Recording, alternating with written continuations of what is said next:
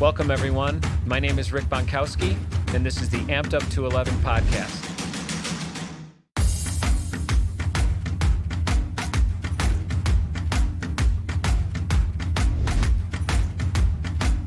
He's a firefighter in Texas. He is a father of 4. He is an author, and he is an America Ninja Warrior. Today, we have with us Gary Weiland. Gary, how are you? Yes, sir. I'm doing well. Thank you for having me on here today. Well, it's good to see you, sir. I know you're a below-the-knee amputee, and you've got quite a resume, my friend. And I've been following you, and of course, I immediately want to jump into all the really amazing American Ninja Warrior stuff. But that's just a teaser, because we have a lot of ground to cover before we get into all of that cool stuff that you've had going on just recently. I think I want to start with you becoming a firefighter. I've done some reading and some research on your journey. Can you explain to the audience what brought you to that calling? I mean, being a firefighter, it's truly a life of service. And I very much admire that calling when I see, people in service like that, in that selfless kind of space where they're willing to put their lives on the line for the rest of us, not just once in a while, but on a daily basis. I'm very fascinated. So before we get into all that other really cool stuff, can you walk us through a little bit, give us some history and some detail about what brought you to being a fireman? Sure. I actually grew up kind of a small guy, kind of a late bloomer. I didn't really grow until after I got out of high school. So I never really had that inner desire to be a firefighter when I grew up, because I kind of felt like it was never not necessarily in my reach. It was always these big guys, and it didn't seem like it was something that was for me. But after high school, I started to grow and become fairly athletic, and started working out a little bit more. Started playing some different sports after high school, and got to be pretty good at different things. And so throughout my 20s, I actually got to the point where I was trying out for some minor league baseball teams. I actually did an NFL combine, got to the point where I could dunk a basketball, and I'm only 5'10", but I really hit my athleticism after high school. So that's also when I found my wife, and we had 4 kids. And so it was definitely a busy time. So you found athletics, it sounds like. You discovered athletics. You found that you were a physical guy, that you could excel physically, that this was something that you were capable of, and maybe that brought you some joy in that space. Exactly. That's exactly what it was. I always had a desire to play high school sports and things. My brother is 5 years older than me. He got all the height and size, and so I was always trying to compete against him, and he would always beat me. And until after high school, and I grew and things, and so I think I got a little bit of an edge on him now. But yeah, I always had that desire, and I kind of came into my own there. And so I was kind of looking, I was searching, I felt like there was something in the athletic world. I was given certain gifts and abilities, and I was just searching for why I was given these types of physical abilities and different things. So I started working for some retail establishments, and by the time I got to my 30s, my kids were growing, and they were at the age where kind of what dad does influences them. And so my son came into the retail establishment that I was working at and said, I want to work here when I grow up someday. And so, that really kind of hit me. I was like, man, am I really using the gifts and abilities that I've been given for my kids? Am I really giving them a good example? And there's nothing wrong with working in those places, No, not at but all. I just felt like it wasn't for me. Why I, my real purpose, and so that's when I kind of did some soul searching and said, okay, what, I'm halfway smart guy. I keep myself physically fit. What can I do to support my family? But I also had an inner desire to serve my community, to serve others. I enjoyed helping people.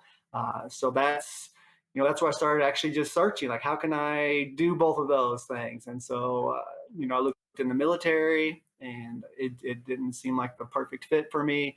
I looked into police department. That wasn't really my forte, and then I found the fire service, and I thought, what actually do these guys do? I mean, obviously they fight fire, but what else do they do? And I started doing some research, and found out that obviously they fight fire, so there's a certain mindset you have to have in order to do that. But they're physically fit. They go on car wrecks. And, we have to carry heavy equipment.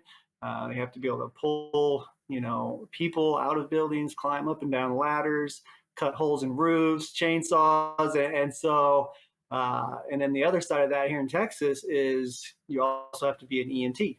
And so you have to know the body systems. You have to go to school. You have to learn whenever someone calls 911 and you're riding the ambulance that day, you have to be able to fix what is going on. If they're sick, hurt, injured, strokes, heart attacks, all those types of things. And it's like, wow, firefighters actually do a lot that I didn't know that they did. At least down here in Texas, I know each department's a little bit different, but I think that's that's the a way it is good down point, here. though. And so, No, I not to in my, stop you there, but I think that's a good point because firefighting, comparatively to a lot of those types of careers, it's a broad spectrum of skills that you all have yes, it is. to get trained on and continually be trained on.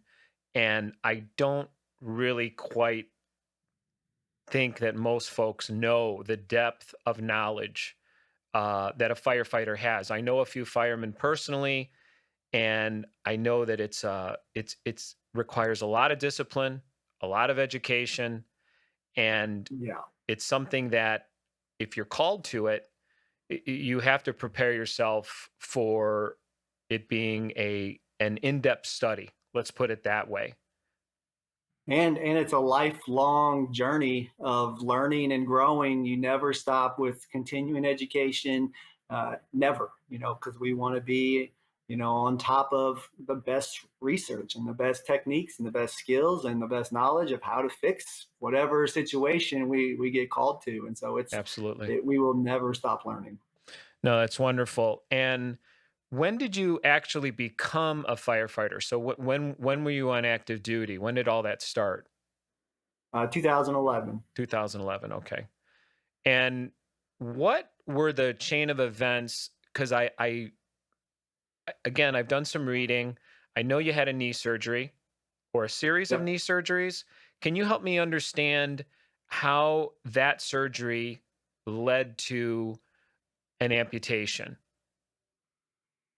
I had a knee surgery in 2016, so I've been on the job for about 5 years, and over the next couple of years from that, unfortunately, it's one of those rare complications that you hope never happens, but those things they do happen, and then it took 2 years from there for everything to just kind of culminate, and it was actually Thanksgiving morning in 2018 where I just lost blood flow to my foot, and the doctors could not repair that blood flow. And so, you hope that situation never comes up, uh, but it did, and it happened quickly. And I So found myself, your symptom was describe for me. Your symptom was cramping. It was I'm in pain. I can't feel my foot. I mean, what were the symptoms that you were experiencing that gave you that like uh-oh kind of moment? yeah. So it's all about blood flow, right? It's kind of like if you fall asleep on your arm or your hand, and when you wake up and it's kind of that numb feeling where it's real tingly and it's painful. That's what it was. And so, unfortunately, it was the worst of it. The Hmm. blood just did not want to flow anymore. So, um, I don't talk about all that very much because at the end of the day, we all have um, our issues, our problems, and things that happen to us. And it's whether it's an arm or a leg or both or all four. It's tough. And so I like to focus on what comes after that. Physically, mentally, because that's what's important. It's what we're doing now, right? No, I couldn't agree with you more. So much of an amputee's journey, myself included, it's really not about hyper focusing on that moment where things took a hard right turn, let's say. It's Yeah, really about a day of acceptance and moving forward, and then becoming our best selves as a result. So it's like turning a negative piece of energy and churning it into a positive piece of energy. Because when I look at your absolutely. story in particular, given this sort of path, this momentum that your life was on, and this thing happens, okay? And let's face it, Yeah, like you're saying, and I agree with you, it's just a thing. It happened, and yeah. you immediately pivot very quickly. And when I say quickly, and I'm looking at my notes here, you were back on the job in how many months? Oh, it was 10 months and 6 days, but who's counting, right? Well, not that I'm keeping score, sir, Yeah, but it did take me about 2 years to get to a normal. And what I yeah, consider to be normal, like, hey, I'm ready to work, I'm ready to play, I'm ready to do the things that I want to do. This prosthetic feels right, all that other stuff. So where I marvel at someone like yourself, and I've talked about this before, is that sense of urgency. That urgency of I got to get back to the things that I do. I have to get back to my life. I have to get back to work. This is who I am. This thing, and we'll just keep calling it a thing, yeah, it does not define me. What defines me is this path moving forward. And you were very quickly to return uh, to your job. And yeah, I believe you also went through a number of new trainings to kind of get you sort of reset and ready for all the things that you do when you're fighting fires. yeah, yeah. So it's all about perspective, right? I did get back to the job full duty, no restrictions, fairly quickly in the big scheme of things. I will say that it did not come without a lot of hard work, a lot of Yeah. blood, sweat, and tears. I will be honest about that. It was not easy, and I will say that I was back at 10 months, but um, you know I wasn't, what I would say in the same place that I am now. Um, I did it. I worked through it, and I still had problems. I guarantee you that. I still had blisters. I still had a lot of things that I was just dealing with, but I had to get back to work. And just like you're saying, it took about 2 years to get real comfortable. Honestly, that's almost exactly my time frame too. So it did take about 2 years for me to really settle in to where I am now. So granted, I did get back to work at 10 months, but just like anything else, we're always in a little bit of pain. We're always, kind of working through some stuff. But I will say that right at the 2 year mark is where things really started to kind of click for me. Even though I was doing a lot of training and other things before that, it didn't go without some pain and some struggle at the same time. But I will say that a big part of that is, my purpose, my why. It was my kids, and you say that I turned the corner pretty quick as far as saying, okay, I'm accepting this and moving forward with it. And I 100% attribute that to my kids. And you know, before this, obviously things were going great. I play a lot of basketball, and I could have some fun. And softball, yeah, I just real sports oriented. And my kids, we play all the time, mostly basketball.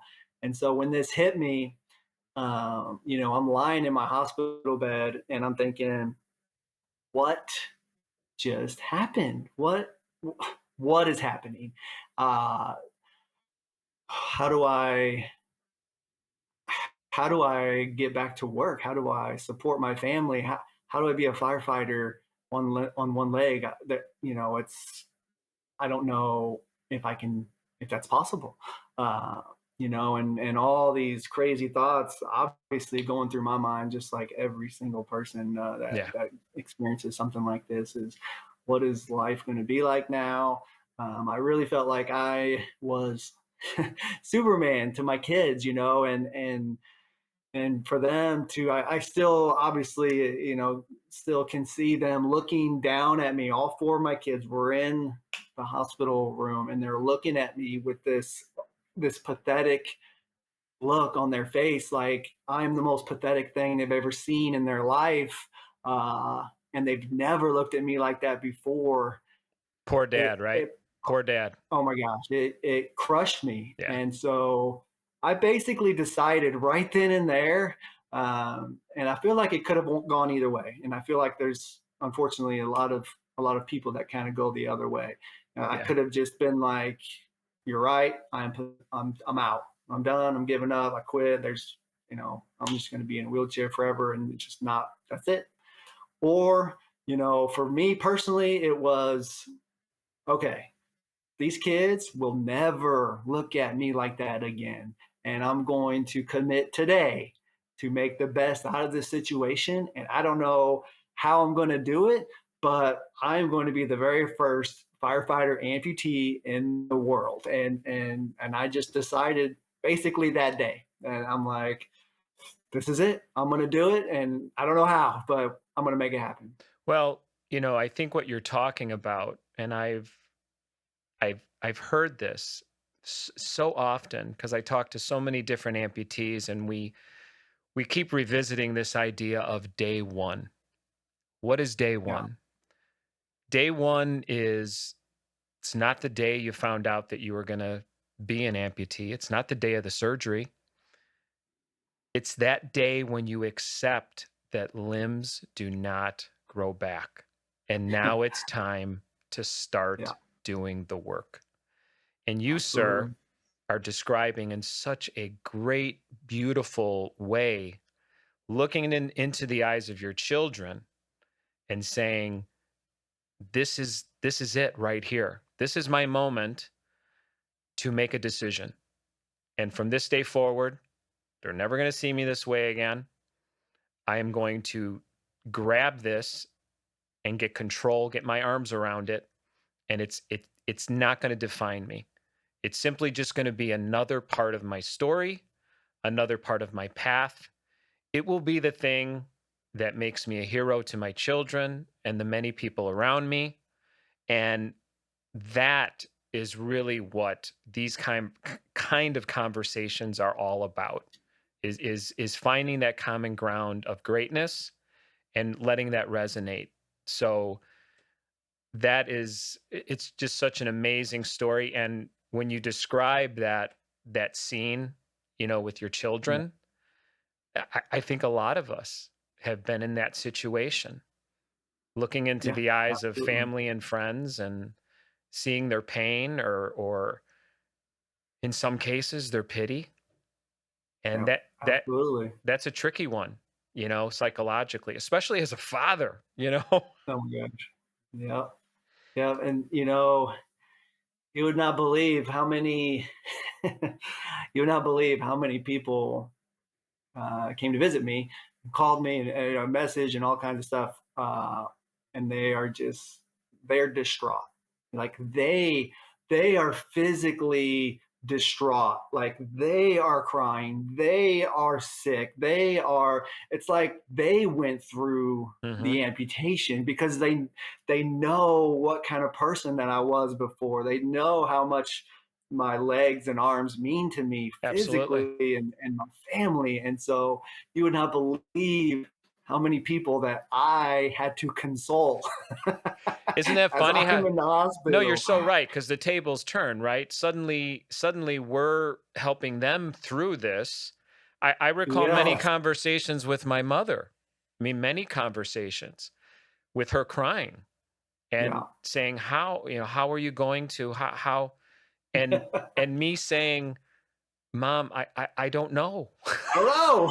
What do you mean? Like, I don't know they're how like, I'm oh, I going. don't know what I would do. How are you going to deal with this? And they're just, I find myself uh, putting my arm around them. I'm laying in the bed and I'm just like, Right. it'll be okay. It'll be Right. okay. Right. And don't get me wrong, it's a bonding moment.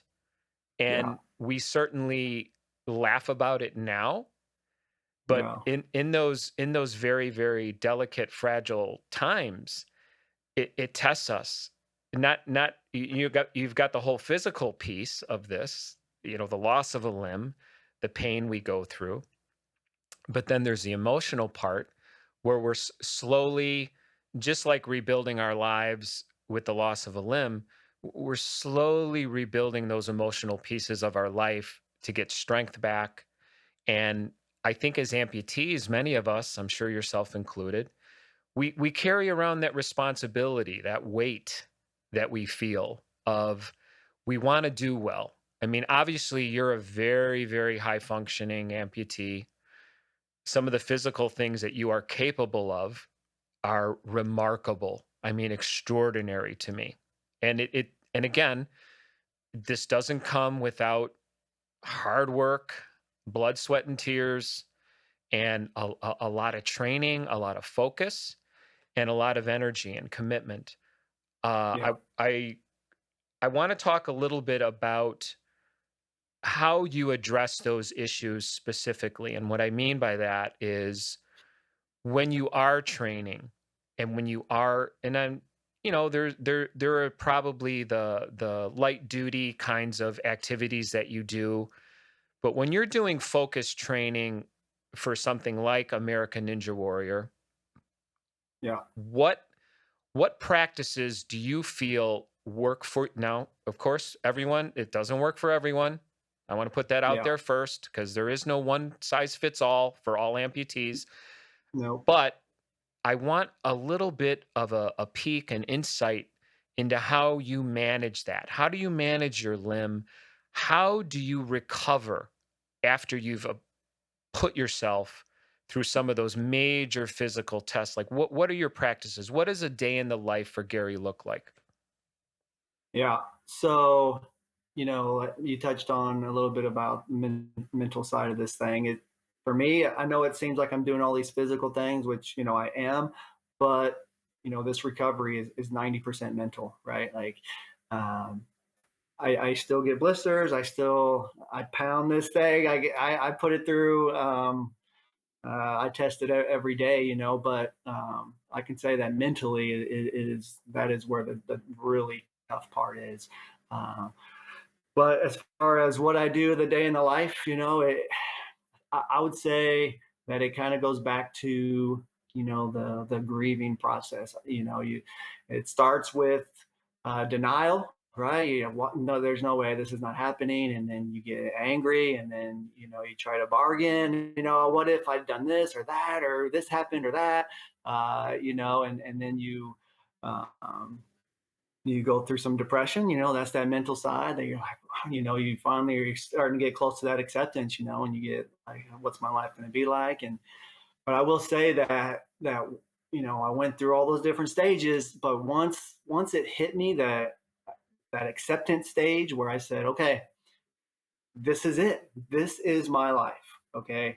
There's nothing that's going to change that. And once I accepted that and said, okay, I'm just going to keep it moving. I'm just going to move forward with it. And I don't say that people say it's just a bump in the road. And for me, I let them know that it's not a bump in the road. It is the road.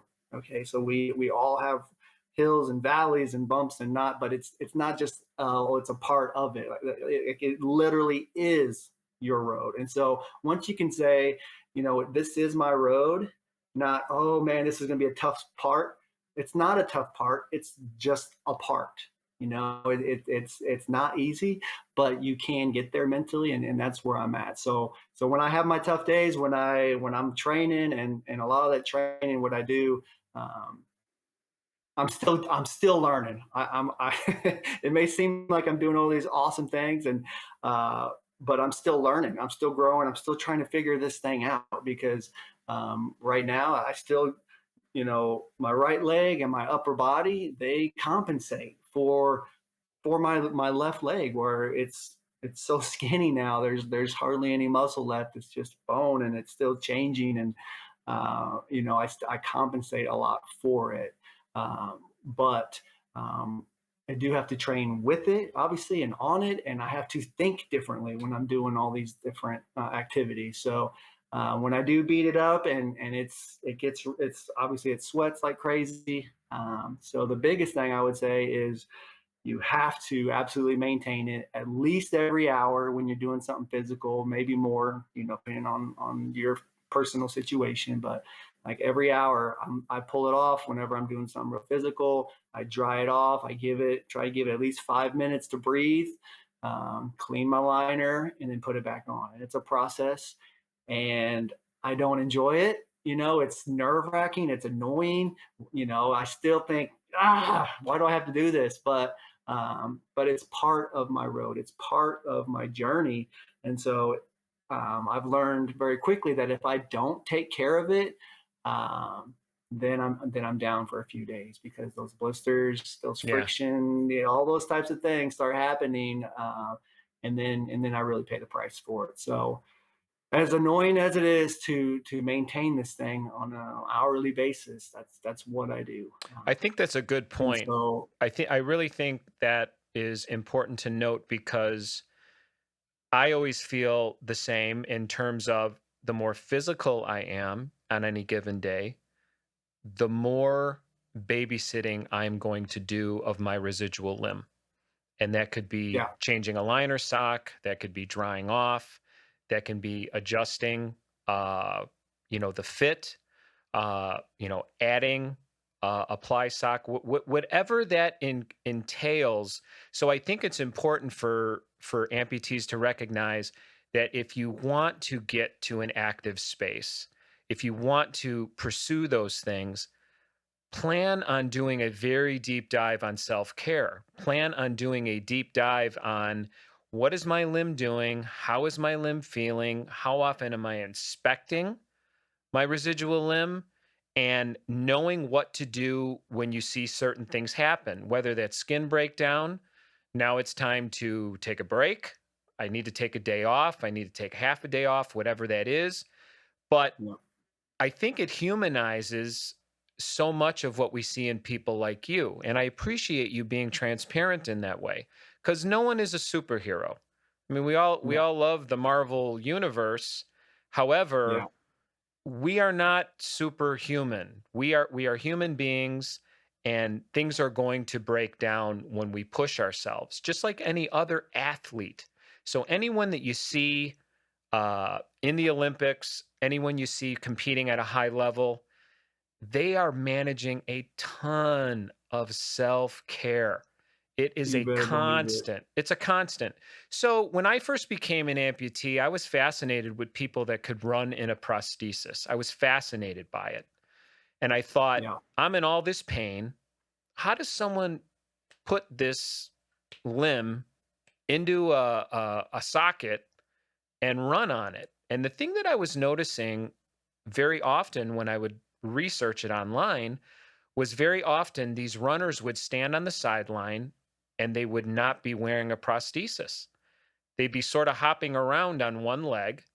And yeah, I thought it was peculiar. I thought, and keep in mind, I'm a brand new amputee. I'm just trying to learn. I'm trying to absorb all this information.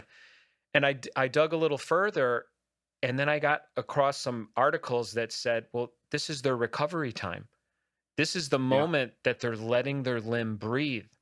They are allowing themselves to find a balance between when their limb is under a tremendous amount of pressure inside of a socket and Yeah. when it needs to be released from that cage. And it's an important part of being able to perform at a high level. Because obviously, not knowing anything, in my mind, I'm thinking, well, why don't they just walk around in it? Like, why aren't they just keeping it on? You know? Keeping it comfortable and a good fit. Yeah, because the more you walk, the little it becomes a little bit better fit, feels more comfortable. But you also know that once you become an amputee, there's a fluid shift in your body that happens all day, every day, and that's the time where you need to shift that fluid back in there a little bit, take that leg off, and get that oxygen in there and get some fluid back in there, because once you put that leg back on, it wants to kind of shift out of it, and so yeah, absolutely, it just that self-care, that awareness.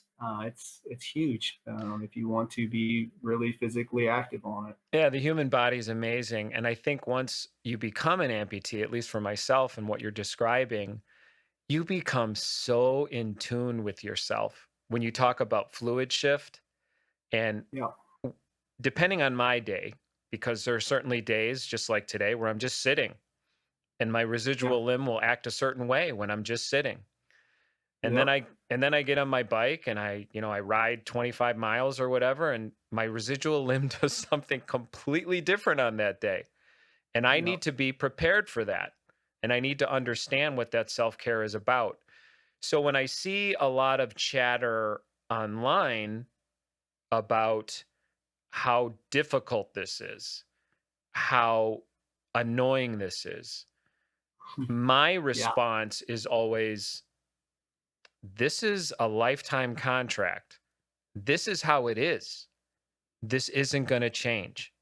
This is what we're in. yep. This is what we're in for. And Like it or not, you either prepare for it or don't, and there's going to be consequences either way. big time, big time. And I appreciate you walking me through that, because so often we will see someone like yourself and think, well, wow, he makes it look easy. Oh my gosh. Oh my Man, gosh. I It may look like that, but or they whew, make the mistake of thinking, I wish I had his prosthetist. I oh my wish I gosh. had his leg. I wish I had his prosthesis. And that, I Oh, think, is such a critical error in this yes. particular mental space that we're in, to know I am an individual. My limb is my limb, has nothing to do with anything or anyone else. And I have to discover myself on this very, very microscopic level and figure out how I can bring my best self to this experience. Wouldn't you agree with that? Oh, 100%. 100%. The, I've had guys tell me, oh, like able body, non amputee, saying, "Man, you're so lucky." I'm like, "What? What are you talking about?" Oh my gosh! Like, it blows my mind. It You're like, blows my the mind, and word I know luck some never people. entered. The word luck never entered my mind, sir. Yeah, yeah. Like, I would trade. Like, give me my leg back, and you can have, everything else. You know what I mean? Well, So, Gary, and other amputees, yeah, I say, was, "Oh man, you're this age, or you're this size, or you're this or that," and I've talked to them like, "Look, it's not about me. It's really not. It's about you and what you decide to do. We're all different. Trust me, I have plenty of issues with my leg, with my limb. yeah, So I don't always share them all the time. I do post some things on social media just to kind of keep it real, because I do, for sure. I think that's important to shed some light on some of the issues that I do go through. But I'd like to keep it mostly positive. It's just kind of who I am, but I do like to keep it real. That's for sure. Well, I appreciate that. And with that, we are going to just take a quick pause, and we are going to do a segment that we do on every episode, which is called Amps You Should Know.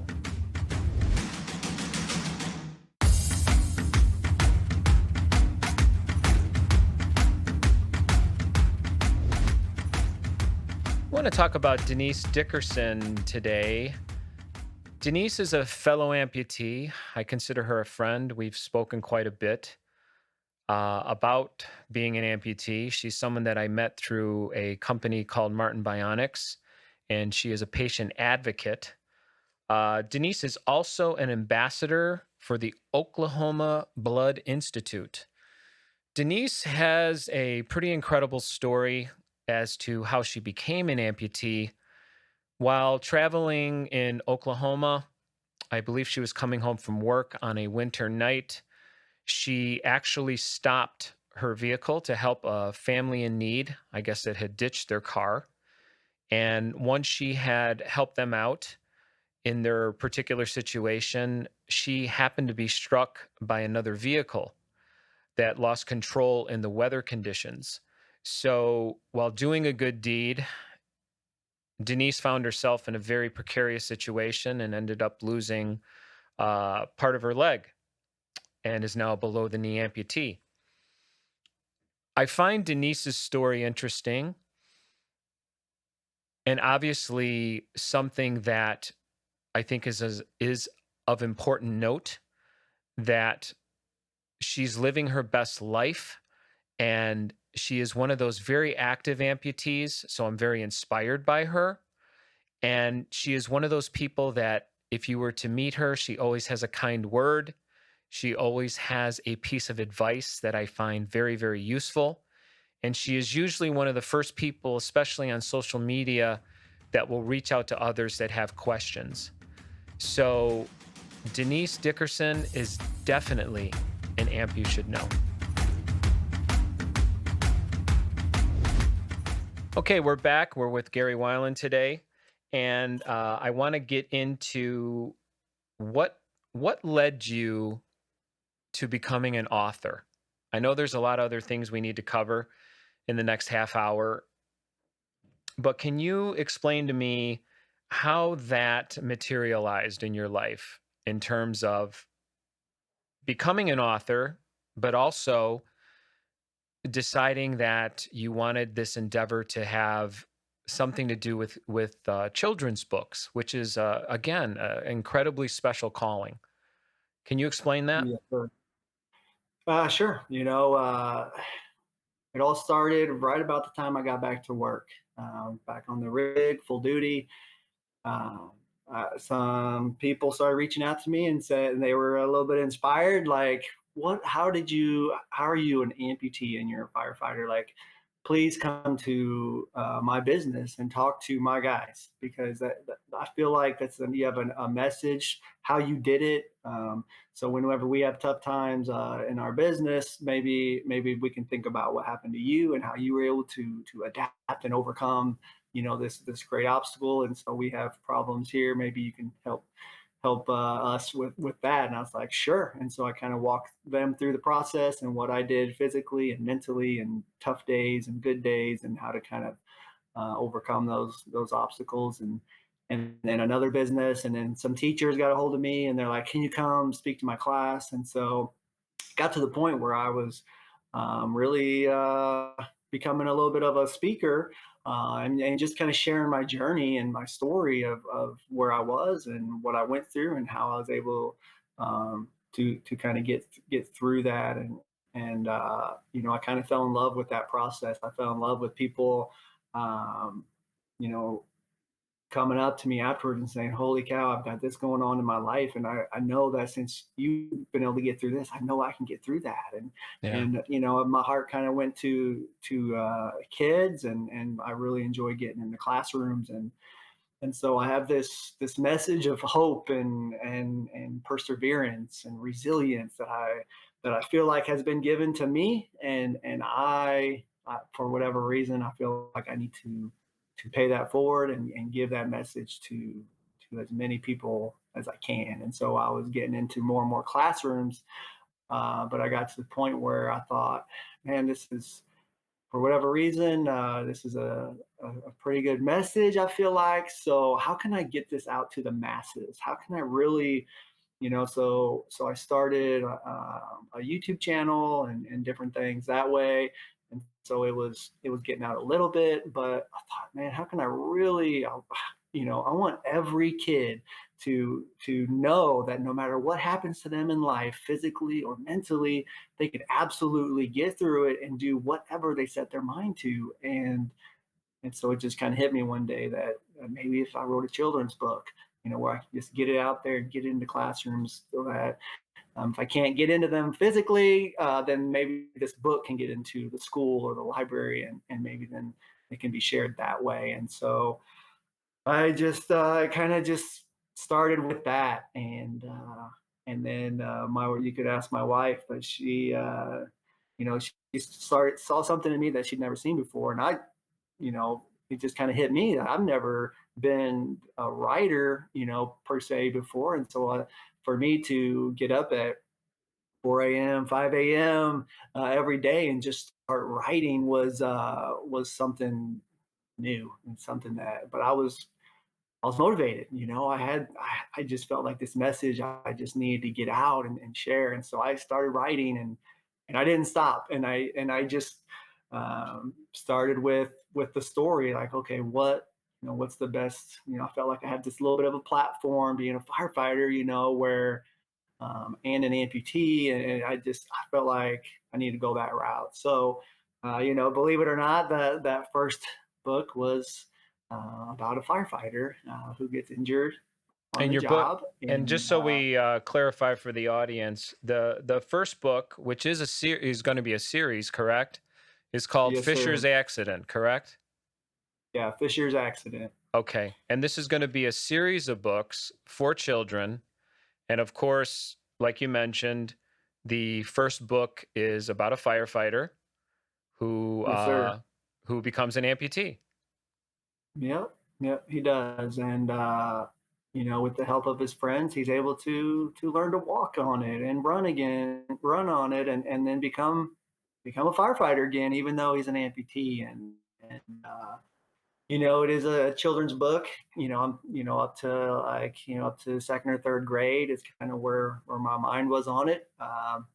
But since it's been published, I will say that fifth grade teachers use it and sixth grade teachers, and I'm actually going to a high school next week and talking Awesome. about it because it may be written for little kids, but there's a message there that these teachers can bring into their classroom about never giving up, about resilience, about keep moving forward. And if they can tie this book and this story to a real person, that can really kind of bring it home. And so it really doesn't matter what age, it really kind of, works for everyone. And so, yeah, that's the first book. And then I just kept writing. I just couldn't stop. And so I wrote the next book, and it's actually going to be published in the next couple of weeks. And so, Congratulations. mhm.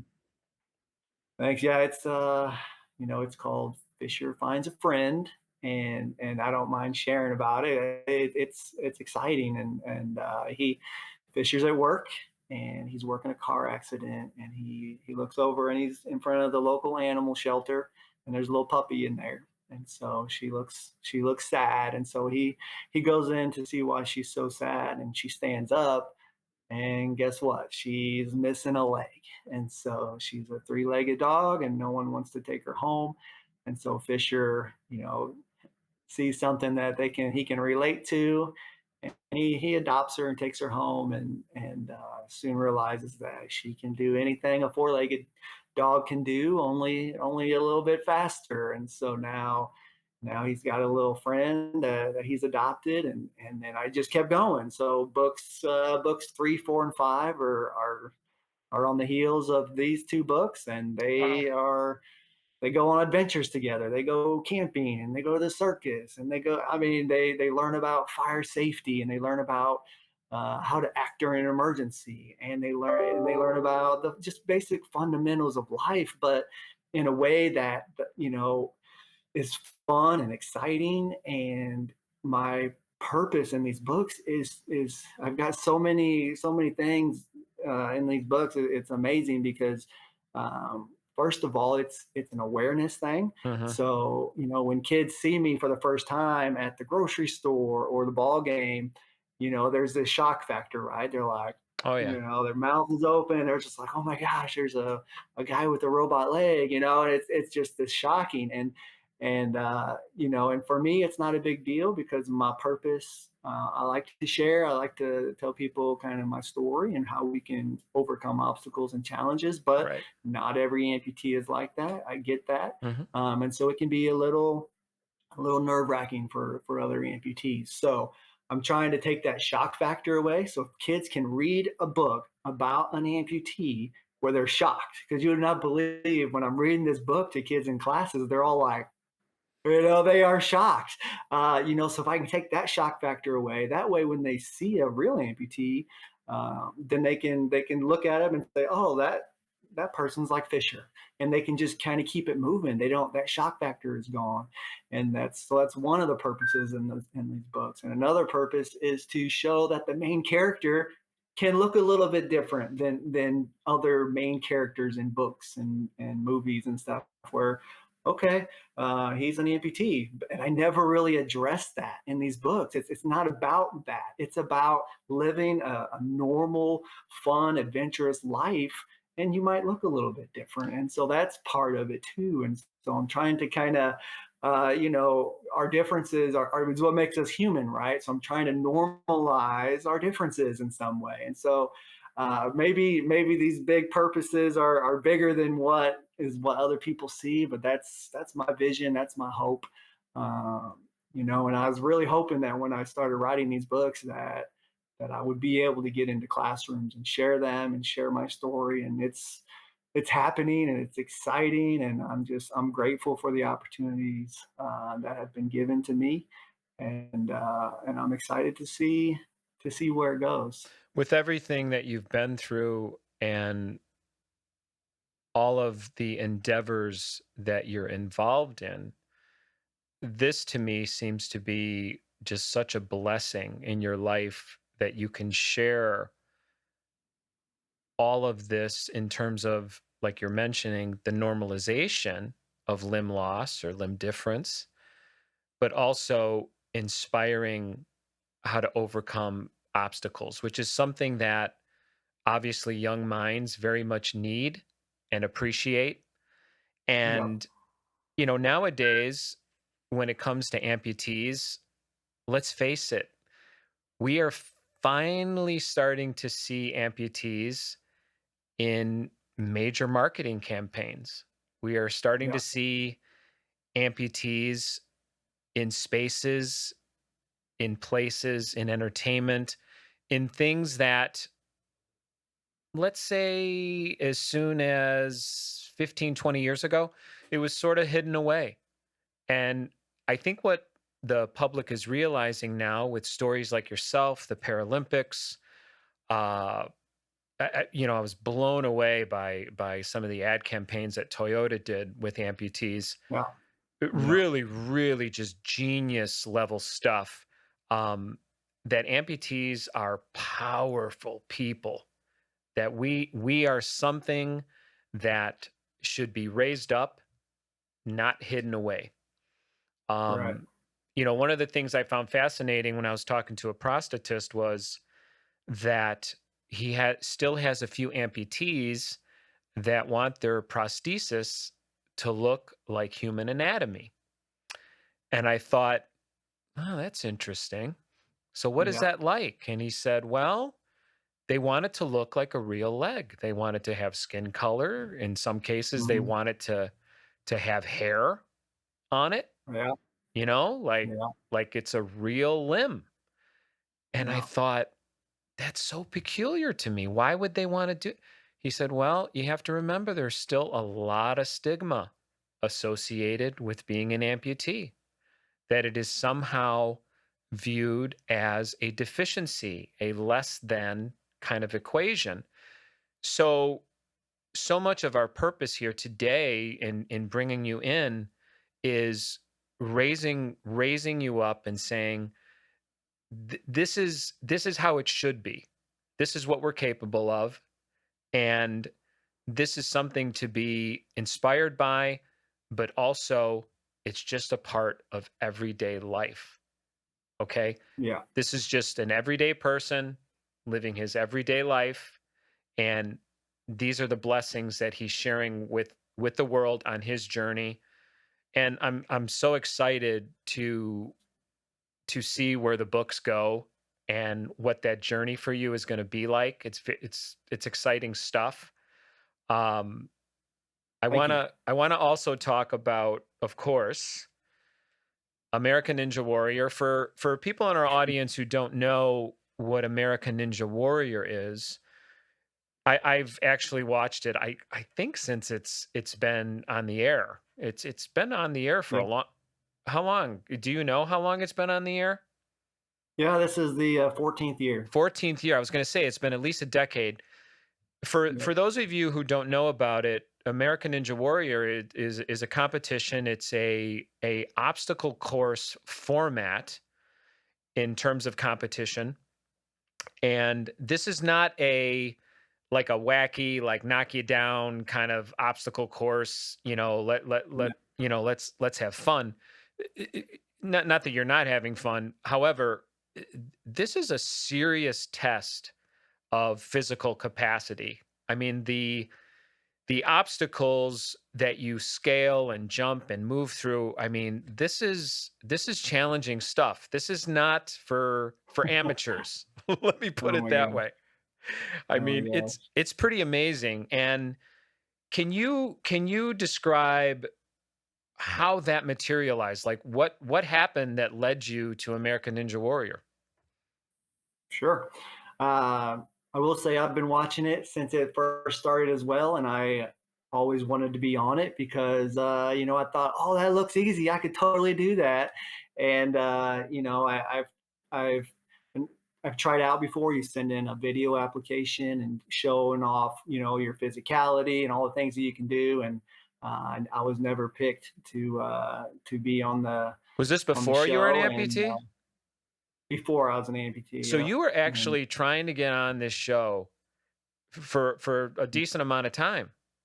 yeah, yeah, for the last 6 years, I think, and Wow. so Okay. just never worked out. Okay. So then, so then I lost my leg, and then right after I got back on duty, that's where I started kind of saying, okay, uh, you would think that that would be enough, right? Like I Yes. accomplished All right, that task, I gotta that set that goal. one aside. Right, I'm good, but I didn't. I That just motivated me to do even more. I started Wow. trying out for Paralympic stuff, and then one night I was literally scrolling through Facebook, and there was a guy who, just an able-bodied guy in his 40s, kind of like me, and was like, "Hey, I'm heading out to the ninja competition. Wish me well." And I was like, ninja competition? What is this? And But he I wasn't did a an little bit of amputee. But he research. wasn't an Huh? amputee, right? He wasn't an amputee. No, no, Okay. not an amputee. And so, but I'm a little bit competitive, and I like to challenge myself. And so I looked into it, and they have these ninja leagues. It's all based on American Ninja Warrior, and they have different obstacles and challenges and all this. And so Um, there was a competition 3 hours away the next day. And so I told my wife, hey, I'm going to Austin tomorrow morning to compete in this ninja competition. Just like that. Just like that. And Wow. she's like, Unbelievable. That's awesome. okay. And so that started it. And so I went down there and I did well. And so, yeah, I found this ninja league, and there's different levels. And I've traveled around Texas competing. And then you build up to area competition. And I did that. And I qualified for the next level, which was the regionals. Mhm. And so I went and competed there, and I did well. And I qualified for the finals in Vegas last year for this Wow. this Ninja League. And yeah, I went out to Vegas. I took my son, and it was his birthday. He turned 15, so he was pretty excited. And then right before I was going out there, this other production company actually found me, and they are shooting a documentary called "Becoming the Ultimate Ninja." Yeah, And I've read a little bit about that. This basically centers around obviously the show, correct? yep, But yep, really gets into the stories of people right. like yourself. And I would think, given your situation, let's call it, that that would be a huge human interest piece as far as following you a bit there. Yeah, yeah. There's some potential there, right? Yeah. So they asked if they could film and do some different things with me out in Vegas during the finals, Hmm. and so of course I was like, absolutely. However, I can help get this message out to people of adapting and overcoming, and so yeah, we spent a few days in Vegas, and they shot us and filmed us down on the strip, me and my son, and competing and different things that go into it, and it was awesome. And then so that's going to be actually on Prime Video. It's going to be airing pretty soon, and so that was exciting. And So then that and documentary is then coming out this summer, is what you're saying. yeah, yeah, Okay. it should So be we it got to should be make soon. sure that we tune in on that. Uh, and that's called The Ultimate Ninja, correct? Becoming the ultimate ninja. Becoming the Ultimate Ninja is going to be out this summer on Prime, correct? Yep. Okay, I just want to make sure Yep. we get that right because I'm sure a lot of listeners are going to want to catch that. Um, Yeah. so as far as the American Ninja Warrior show, Uh-huh. to me it seems like all of those different levels of competitions before you actually get to the actual show, let's say, because certainly I don't know how all this works. A lot of all of those sort of preliminary competitions, is that kind of preparing you for like the big show kind of thing? Yep, absolutely. This documentary is separate from the show, totally two different entities. Okay. But yeah, everything that we do leads up to the show because they want some athletes. They want to know people are committed or working hard, and it's a competition. There's $1 million on the line for the winner, right? Oh And man. so Wow. they obviously are. It's a competition, but it's a TV show too, and so they want it to have some good stories and different things. And so yeah, they I think there was about 70,000 applications or so, Oh and my gosh.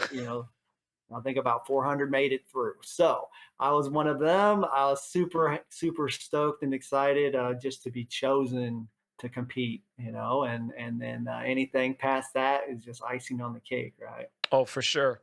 For So sure. I found myself Because doing a lot of training, more so than ever, because I had an opportunity here, and I don't want to waste it, right? no, I would imagine. And so much of that too, now you're getting not only the physical test, which you become a very adept to, pushing your body, but also in those situations, I believe there's very much a mental component to competing on that level because Absolutely, uh, anyone that's been in any sports, we practice, we rehearse per se, we get ready, but then there comes that moment of, okay, I got to do this, and yeah, that's that's not easy. Some athletes that I know will say the mental process can be more challenging than the physical process. I mean, what absolutely. did you find for yourself in that space? What would you go through in those competitions? So the first time I started to compete, it was physically tough. I will say that was the hardest part, physical, because you use muscles and joints and ligaments and tendons that you've never used before doing other sports. And so I will say that, watching it on TV, oh man, that I could totally do that. And then I get out there for the first time, and I'm like, holy cow, this is hard. A Well, by lot by the harder than they way, make it look. I just want to say something, Gary. By the way, when I watch American Ninja Warrior, I don't think I've ever said to myself, "Oh, I can do that." Oh, okay. In fact, I Yeah, think I thought the opposite. yeah. I can't do that. But Yeah. anyway, Well, keep going. I have a little different mindset, I guess. I guess so. But But anyway, go ahead. so yeah, and it was hard physically, but I soon realized that yeah, it is difficult physically to swing around like a monkey on bars and different things, but there is this mental aspect is way bigger. Telling myself that I can or telling myself that I can't, right? Is usually the outcome. If I tell myself, man, there's no way I can make that, and guess what? I don't make it. But if I can change that mindset as I train and do different things, I can say, okay, I can do that. And then if I can have that confidence, then it makes it a lot easier. And more times than not, I will be able to accomplish that obstacle. A lot of times it's called a lache, where you're on a bar and you have to get momentum and swing 8 to 10 feet and catch another bar. And that was hard for me to wrap my head around that as an amputee, because if I miss, how am I going to land? And so that mentally, it takes a pretty big toll, because first of all, I have to go to work tomorrow, right? So I can't be getting hurt. Yeah, Second of all, reality steps in, yeah, it really does. And I've had about twice as many birthdays than these other guys that are competing, and so that kind of weighs on you. And so you have to overcome that mindset, right? And so, uh, once I tell myself, okay, I can make this, and it helps for the little successes, the smaller goals that lead up to the big goal. Like before I hit that 10-foot lache, I hit a 4-foot lache. Okay, this is what it feels like when I land, and then I would actually practice missing so that I know what it felt like when I hit the ground. And so, okay, this is how I have to land in case I do miss. Sure. And then I'd go 4 feet, 5 feet, and I keep extending that out, building up to it physically, but also mentally, because you fly through the air. There's a different type of mentality, going through your head. I think these younger kids, 15, 16, 18-year-olds, they think a little bit differently than a 40-year-old, and so we're a little bit more fragile, right? Oh, for sure. They're still on top of the world. But yeah, the mental part of it absolutely is 90% of anything we do. It's such an inspiration to hear you talk about it in such a human way, in realizing that so much of your journey is going to feel very similar to many of us, in that we all have our struggles and we all have our plateaus we're trying to reach, and just trying to, for some of us, just getting through the day as an amputee is an accomplishment. So Yeah. looking at it in that way, that we all are tested on some level, is important. Just circling back real quick to the book, just for our audience, where can we get the book? How do we go about doing that? Right now it's on Amazon. It is on Amazon. On Amazon, yep. Just Okay. Fisher's Accident pops right up. If you don't want to order off Amazon, you can go to my website, just GaryWeiland.com. You Perfect. can email me personally. My email's on there. I'm happy to ship you, a book. No problem with that. I have a few extra on hand here. I always keep some, because kind of never know when when I'm doing an event and somebody's like, "Hey, do you have a book?" And so I usually try and push them towards Amazon, but I'm absolutely able to give them a book. It's kind of interesting, kind of weird, and because a lot of times they're like, "Will you sign it?" And so I'm like, I never would have dreamed that I would be That you were a rock an star? no, no, sir, no, sir, no rock star. No, I'm just keeping it moving. Okay, well, that's going to wrap it up for us. I want to thank Gary again for coming here. This is the Amped Up to 11 podcast. I'm your host, Rick Bontkowski, and I want to wish all of our listeners health and happiness. We'll see you next time. Thanks.